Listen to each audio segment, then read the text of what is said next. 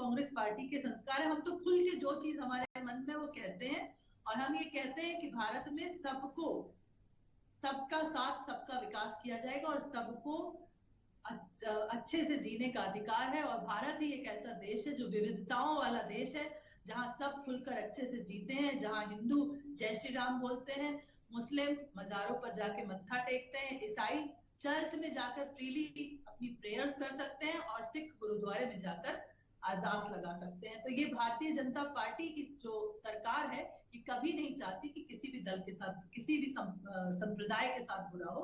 पर हाँ, हम ये चाहते हैं कि जो हमारे प्रताड़ित नागरिक हैं दूसरे देशों से आए हुए, उनको अवश्य यहाँ नागरिकता का अधिकार मिले। इसलिए हम नागरिकता संशोधन अधिनियम लेकर आए हैं।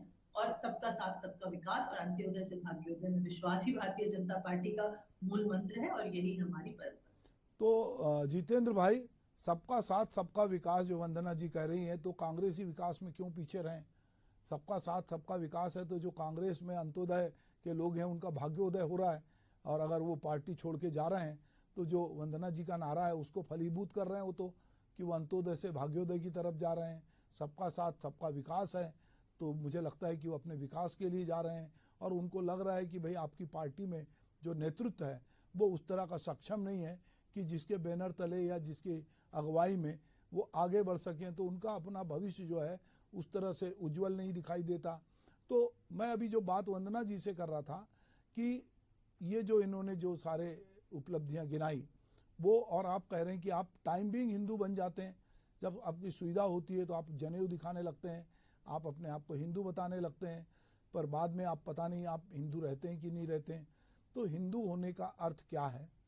और आप जन्मना हिंदू हैं अगर, तो आप अपने संस्कारों से हिंदू होंगे, वरना तो मुझे कबीर याद आते हैं, क्योंकि मेरा पढ़ने लिखने का थोड़ा एक अलग तरह का टेस्ट है, तो मुझे कबीर याद आते हैं कि तू जो लकीली हम जिस डिबेट में बैठे हैं तीनों ही ब्राह्मण हैं, तो एक बात याद आती है कि तू जो ब्राह्मण ब्राह्मणी का जाया तो आन बाट काहे नहीं आया, और तू जो तुर्कन तुर्क का जाया तो पेट में खत्तन क्यों नहीं कराया। तो ये जो जातिगत व्यवस्था है, धार्मिक व्यवस्था है, ये तो ईश्वर में जो हम जिस तरह से पैदा होते हैं तो सबके पैदा होने की प्रक्रिया एक है, उसके बावजूद हम अपने जिस घर में पैदा होते हैं, जिस माहौल में रहते हैं, जिस धर्म को मानते हैं, हमारे माता पिता को हम उस तरह करते हैं। तो आप अगर हिंदू हैं या कांग्रेस के लोग अपने को हिंदू बताते हैं तो फिर वो पूरे समय हिंदू क्यों नहीं रहते हैं? और हिंदू होने के लिए जो जो जरूरी अनिवार्य शर्तें हैं कि आप राम मंदिर में क्यों नहीं जाते हैं? आपको बुलाया जाता है तब भी आप बहाना करते हैं, क्या बात है बताइए जितेंद्र जी।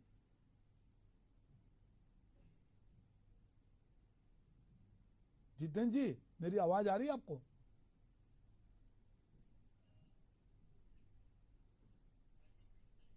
अच्छा चलिए वंदना जी, जितेंद्र जी जो है मेरी बात सुन के या कहना चाहिए तकनीक की वजह से फ्रीज हो गए, जब वो आएंगे तो उनसे बात करेंगे। तो मुझे लग रहा है कि जो आप कह रहे हैं कि आपने लोगों को निमंत्रण दिया, ये लोग नहीं आए, ये जो है हिंदुत्व की उस तरह से ध्वजा लेके नहीं चल रहे हैं कांग्रेसी। कांग्रेस का नेतृत्व जो है आपको लग रहा है कि वो उतना इस तरह की नहीं है कि लोग उसको स्वीकार कर पा रहे हैं, उनके अपने मतभेद हैं, इसीलिए भाजपा की तरफ लोग जा रहे हैं। इसके इतर भी कोई बातें आपको दिखती हैं क्या? देखिए, सबसे बड़ी बात तो देखिए, जब जाति की बात होती है तो जातिगत आधार पर लड़ाना भिड़ाना और